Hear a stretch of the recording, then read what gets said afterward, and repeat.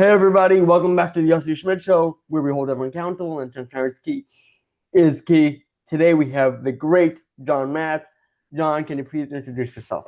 Yeah, sure. John Mates, originally one of the founders of Parler, OG Parler, the one that was successful and made it to a household brand. Not affiliated with the current version of it. Um, then I went on and founded Hedgehog social media, which is still around today. You're welcome to join and use it.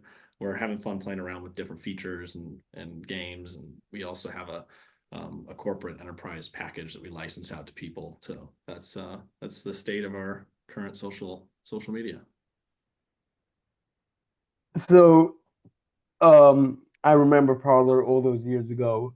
I make it sound like it's so long ago. It really wasn't. I mean, it's 5 years ago since, it's kind of a long time. It's half a decade, right? It's true, but I remember actually the day I heard about Parler. My friend couldn't believe that I hadn't heard of Parler. I don't know if he's gonna kill me, but shout out Joey. Basically, I was reviewing social media platforms, and my friend's like, Yossi, what about Parler? I'm like, what's that? He's like, Yossi, you call yourself a free speech fighter, and you didn't hear about Parler? Then what do you know has the stake in it? I'm like, what? What's this? Mm-hmm. And that is actually how I got into the reviews because Jeff Dornick from Cloud Hub reached out to me and he's like, Yossi, check out my platform. And I'm like, okay. Not Jeff Dornick, Jeff Brain. Jeff Dornick's my other friend from Pickaxe. And he says, so then I'm like, what's the difference between these two platforms? And that's the first ever review. Mm-hmm. Yeah. Well, we were I had a lot of fun being able to do the development work, a lot of the thought work, kind of being a part of everything throughout that project. Um, and watching the rise was definitely um, exciting.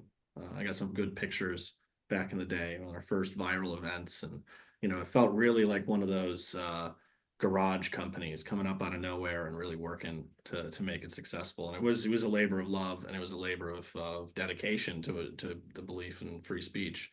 And where that's come today, I think we laid a foundation that has changed the course of history, even if that company is not necessarily that relevant today on the world stage. It has shaped, like, true social wouldn't exist today if it wasn't for what we did. Elon would have never bought Twitter.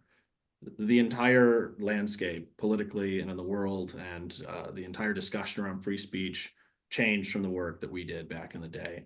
And that's something you can be proud of. I don't think a single social media platform would have existed if not for Parler. I mean, besides for X and whatever. I mean, Twitter.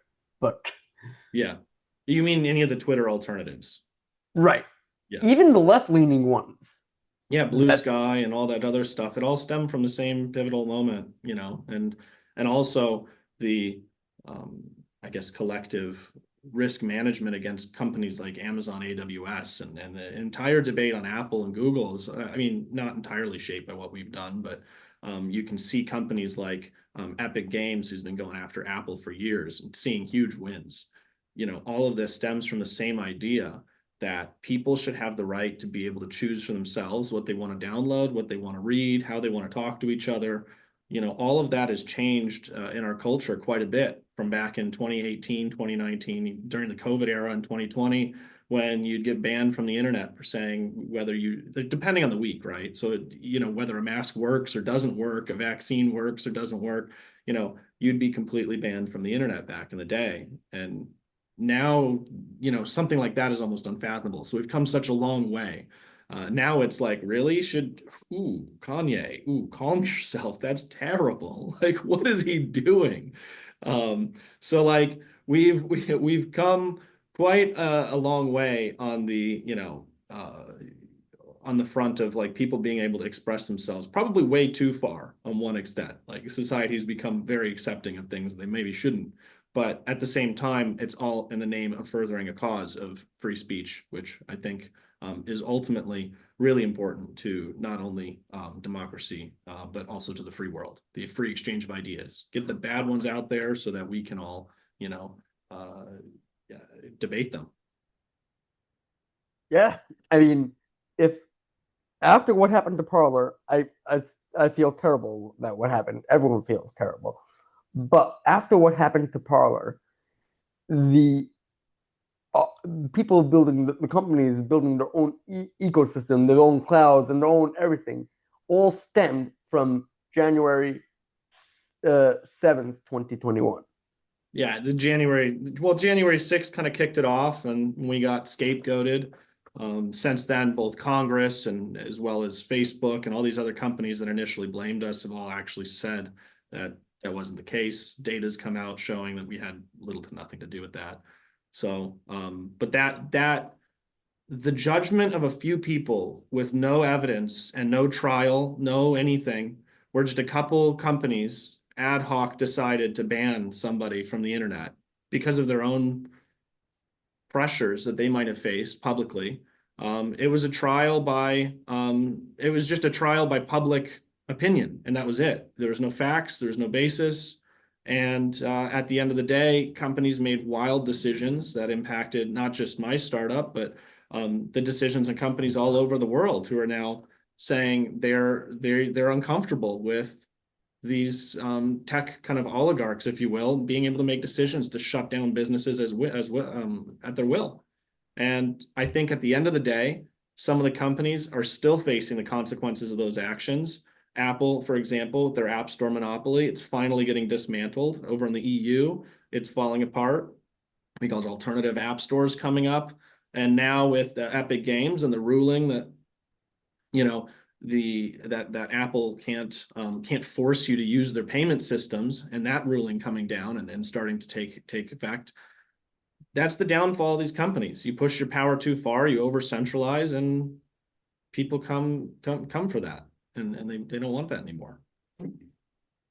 Yeah, and uh, I'm sorry that Parler got scapegoated, and again, I feel bad, but it led to an amazing thing, like you're saying. Uh, Apple being held accountable, Google also being demonopolized. They're all facing antitrust now because of what happened to Parler. Yeah, maybe not directly, but indirectly, it's a contributing factor. It's a major blunder. All of these people, what they did. But that didn't stop you. You continued fighting for free speech. No matter what people said, you now created Hedgehog. Hedgehog is not something amazing yet, not a big platform yet, but you told me that you are working towards it being something. Yeah, it's a fun platform to go and hang out with people. And of course, we want to be able to respect people's rights to free speech while also giving people in the community some control. So the idea is if you're chatting with someone, you're in the chat room, you're discussing something, and somebody comes in and just ruins the conversation, you as the owner of that chat room, think of it like your private house, your living room, whatever it might be. You have the right to kick out a guest who's unwelcome. And so that's kind of how we're treating it, right? Your post is your property. You can kick people out if you don't like what they're saying on your post. You're in control. And if somebody doesn't like that you've done that, they have the right to make their own post and to have that conversation on their post. Just as they have right to invite guests over to their living room at their house. And so think of it like when you're at a private event and someone tries to shout down the speaker, right? You don't have a right to shout down the speaker in a private event at a private place. They can kick you out. So that's kind of the idea. You have a right to your voice and to invite people to have that discussion with you around it. So that's kind of the concept that we're trying to make is emulate, kind of how it works in real life. I actually never came across the feature of being removed from someone's chat room. Because people don't do it. People they're not acting up on Hedgehog. They're not doing that. I actually find Hedgehog, even though even though I'm very political based, I find Hedgehog not to be a place for politics. And I like that. Yeah, it isn't. It isn't, place to be especially because myself. when I get heated and I start having these debates with people tune out. They're like, oh my God, John again and his views. Nobody agrees with my views ever. Doesn't matter. You're left, right, upside down. No one agrees with my views. Well, I have yet to come across where I disagree with you, but that's a whole nother subject. Yeah. But my point is, I could finally be Yossi Schmidt, SZMIDT, and not the Yossi Schmidt show from the Digital Free Press or Team World Supporter, and I don't have to be that person. On Hedgehog, I could just be myself, post pictures of my food, post pictures of. I don't have to post politics, and I actually like it. Yeah. Yeah, it's a place to hang out. It's not going to be like Twitter or these other places or X where you have to be really edgy and nasty or whatever to get attention. You get a good group of people. They just want to hang out, talk about food, play video games, stuff like that, or whatever it is you're into. And the future of Hedgehog, it's going to take some time. It's not really going to be widely marketed, or it's not going to be widely, really even developed a whole lot in the next couple months. In 6 months to a year, I think you'll see we're going to be pivoting more towards games and those community features, hanging out with your friends. So like, if you think about the future of Hedgehog, it's going to be like going back in like the 1950s, 1960s, when you all met at McDonald's. Like, I don't know, my grandfather used to do this, where he'd meet with his friends on a Sunday at McDonald's. He'd have the paper and they'd all have coffee. They'd play their crosswords and they'd talk and hang out. And that's how I view Hedgehog, being eventually. You go on, you read the funny section, you read maybe a little bit of news, talk to your friends. They tell you what they've been eating and up to, and what they've been doing. And then you can go ahead and play solitaire or play some Sudoku with a couple of your buddies and hang out and chat with one another. And it's a chill place. And in the future, now that we're walking into this, ecosystem where AI is playing such a huge role, you have all this, technology out there that's continuing to develop. We're trying to create a place for real people to just hang out and have their real conversations and chill with one another. And that's the vibe that Hedgehog is going to continue forward. You mean it's going to be this novel idea called social media? Yeah. Where you just Yeah. are social. Completely novel idea. Yeah. Basically what I kind of miss, like the early 2000s internet, when every conversation wasn't monitored or monetized, or there wasn't an algorithm dictating everything that you're allowed to see and do. I want to go back to that period of time where you can just shoot the shit, play your games, hang out with your friends, and it brings people together in a more human way rather than what we have now, which is just so orchestrated. And definitely no engagement farming. That was one of the things that grinds my gears about X. Yeah. Yeah. People Absolutely. post the stupidest things on X. And if my viewers didn't read my review on X, I guess I can link it down below. But people post the stupidest things on X just to get engagement and so they can make money. Yeah. Give me a break. Yeah. Well, your reviews on X are and your views that I've seen that you've posted, pretty spot on. I mean, you've said over and over again, I think, that X is like, Elon is not a free speech absolutist. And I agree with you wholeheartedly. That's accurate, right? I'm not putting words in your mouth. I said that he's not an absolutist. I said that Linda Yaccarino does not represent, did not make up her own views, and she was representing his views. I got into a whole argument after that video with a friend of mine, again, Joey, and I told him, Elon is the one that came up with this term called freedom of speech and not freedom of reach. Now, No, when that was there before him. That was back in the Twitter days. They were talking about that too. He just right, but he's the one that brought that implemented back it as a up. policy. Yeah, he brought that And back he up. said, and I told my friend, I said, listen, to tell someone, it's your platform. You can do whatever you want. But to say I'm a free speech absolutist, and then to decide what gets posted where and where, all algorithm and controlling algorithm, that's not free speech absolutism. That's you deciding what gets in that algorithm. Yeah, but it's like saying you have the right to say whatever it is that you want. But if I don't like what you have to say, you're not allowed to leave your room where you're the only person in it when you say it. That's what free speech, not freedom of reach means. It means we are orchestrating and we're editorializing what it is that you can read and what it is that you can see. And that's fundamentally the same policy that Twitter had before Elon purchased it. It's not changed. The only difference is Elon has a more right-wing opinion on the world and views. And because of that, what he's moderating and what's getting reach has changed. That's all. There is no, if you disagree with him, if you disagree with Elon's free speech, views and his interpretation, you're still at risk just as you were before. So fundamentally, nothing's changed. I remember the whole H-1B visas. Now, I am not putting my political opinion on that, but I'm saying that during the whole H-1B visa debacle, yes, I'm going to go call it a debacle, where even Laura Loomer and all these right-wing people were disagreeing with him, he actually stripped away premium features from them, which gave them more reach to their followers. Mm-hmm. My friend's like, what do you mean, Yossi? So he's not letting them pay him? I'm like, no, they paid him, and that made X boost their thing. Now he took that away, and they don't have the range. Yeah. Mm-hmm.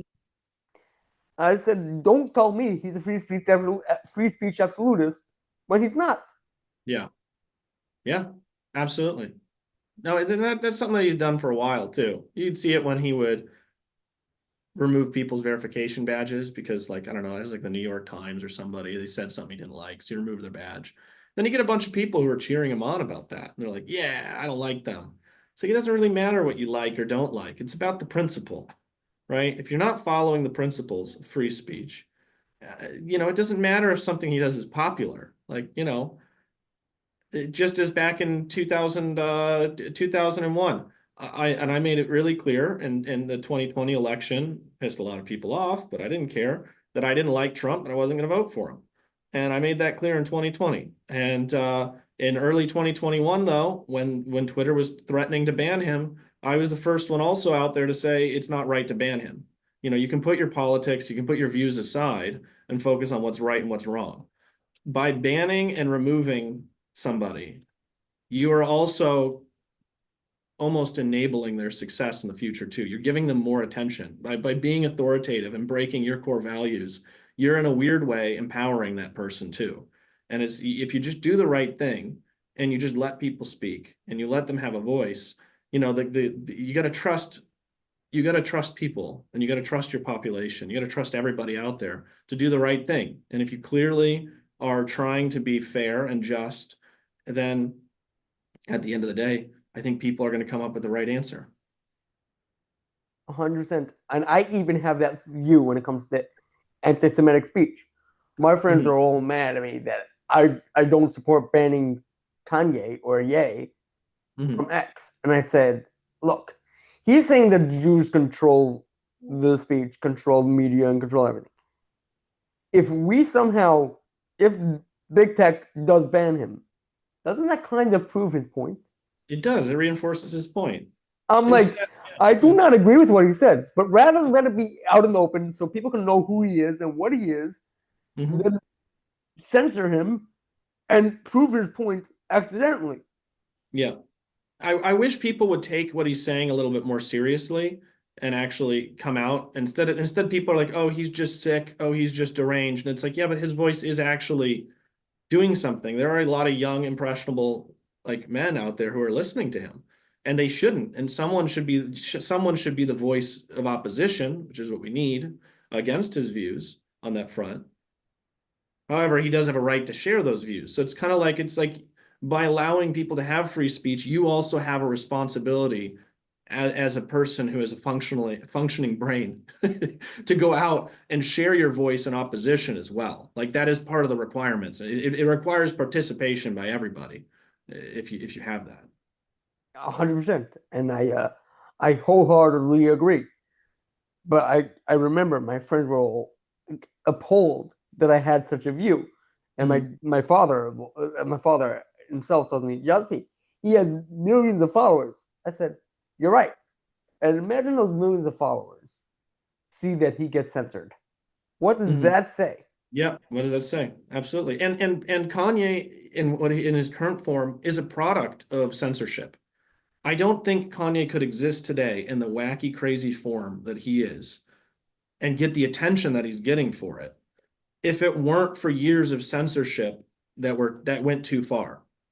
it almost created this idea in people's brain that like, oh, well, there must be truth in these crazy conspiracy theories because we were being censored for so many years, and now we're free from it. And it's like, you know, an authoritative action, and a terrible one at that, but also has like it's like a pendulum. It'll swing the other way. And so, the best answer is to not be authoritative and to be rational and normal and have debates and stop these discussions, before they happen, but not through censorship, but through discussion. And I think censorship is coming and it's swinging too far the other direction. And as a result, it's going to swing too far the other way. We're going to be back to where we were in 2018, 2019, 2020 if we're not careful as well. You have a point that I didn't even think about, and it's scary. Mm-hmm. It's very scary. Mm-hmm. And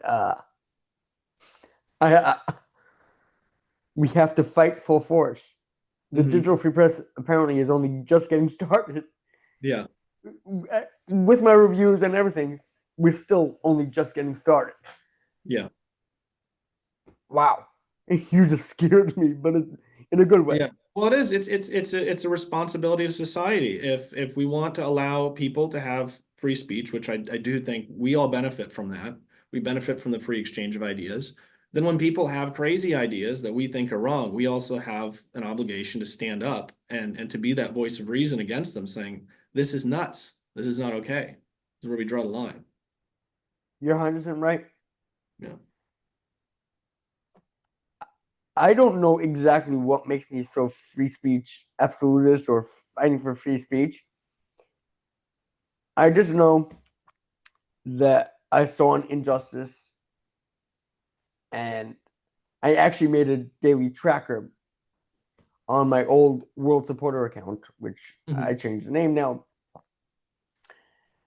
to count how many days it has been since an Ari Friedman was suspended from Twitter, old Twitter. Mm-hmm. And then the review started when I told you how the review started in the beginning of this interview.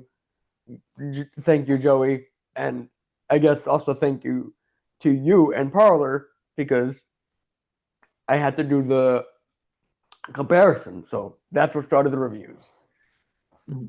And But I have read the Old Testament, and I think and by the way, I'm not religious at all. So this is an interpretation that I have as somebody who's not religious, reading a religious text.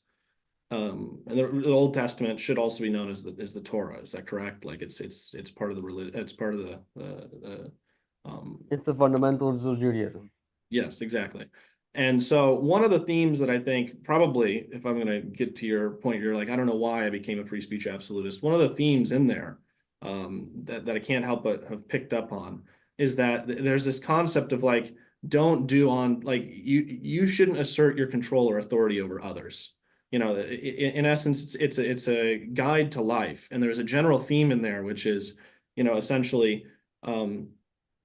You shouldn't force your will. You shouldn't manipulate. You shouldn't take advantage of others. If a stranger's going through your town, offer them a place to stay. Help people out, whatever. But at the end of the day, you're not sitting there telling them what they're allowed to say and what they're allowed to do and what they're allowed to believe. And if you were to apply that to free speech principles, the idea is, you're not allowed to manipulate or tell other people how to live their life and what they're allowed to believe. At the same time, you should help strangers, help other people, and part of that helpfulness is having good faith debate, in my opinion, and trying to figure the solutions to life problems out. Yeah, sounds about right. So I am fighting for free speech. I am doing what I'm doing. But what makes you so passionate about free speech? I don't know, to be honest. It's like kind of like I was born a really difficult person. I'm always told by my parents that I was always difficult. No matter what the rules were, I always questioned why. I always had to push the envelope, and I always had to be stubborn. I was told no a lot. At least that's how I remember it. Always told no. You're not allowed to try to jump the golf cart. You're not allowed to try to, you can't do that. Why? Why can't I? You're not allowed to skateboard down this big hill. You're going to hurt yourself. It's like, I want to give it a try, you know? And that eventually became, you're not allowed to work in engineering. I got my first job when I was like 15, 14 or 15. And I was an intern at an engineering manufacturing company. We were doing robotic refrigeration units to basically store blood samples of people when they went to hospitals. And I had an early start in my career in robotics. And I was told you're not allowed to do that. You're too young. And I was like, fine, I'll apply. I'll get the job. And I got the job and I got the internship. And then the government tells me, you're only 15 years old. There's like a law against people who are 14, 15 years old working with heavy machinery, because we had to do all the machine work. And we had welders, we had all sorts of other stuff we were using to manufacture these parts. And so the government narked on me at an early age, and I couldn't work in the engineering manufacturing department anymore. And I was sitting there just tinkering with concepts and light tools like screwdrivers. I was like, well, that sucks. So I guess it's a long way to saying is I have a really strong view on what I think is right and wrong. And one fundamental belief that I have is I don't like hearing no, because I view that as a challenge. It's like, no, you're not allowed to, work at a machine shop at the age of 15. It's like, fine, I'll go home and build my own robot. Screw you guys. And I think that bleeds over into my views of free speech and what I think is right and wrong. Is like, I generally believe if you follow the principles of essentially not doing harm to others, if you're not directly hurting them, your ideas aren't violence, your ideas aren't bad, your ideas are just what they are. You have a right to share them, just as everyone else has a right to disagree with you. And having heard so many times that I'm not allowed to do something, when I feel like something's right, I'm going to keep pushing forward with it. And I believe free speech is the right way to go. And I believe the same thing about a free market and free market capitalism and enterprise. No single company should be able to dictate the terms on which everybody does business, which is one of the reasons why I'm so fundamentally against Apple's App Store and their monopoly they have over the approval process and requiring people to use their payment methods. It's anti-competitive, it's anti-capitalist, it's wrong. And that's why I hold those views. And you'll notice a trend with my views. Yes. All right. Thank you, John, for coming on the Yossi Schmidt show. Do you have anything you want to say to the audience before we wrap things up? No, thanks for having me on. This has been great. So I'm excited to keep talking with you, and I'm going to see you on Hedgehog because we have some good conversations out there. So yeah, enjoy being social. Yeah, exactly. The Digital Free Press, the Yossi Schmidt Show, is where we hold everyone accountable, and transparency is key. Stay tuned for another episode, and stay tuned for the Unfiltered Yossi. I don't know when it's coming, but it's coming. See you around.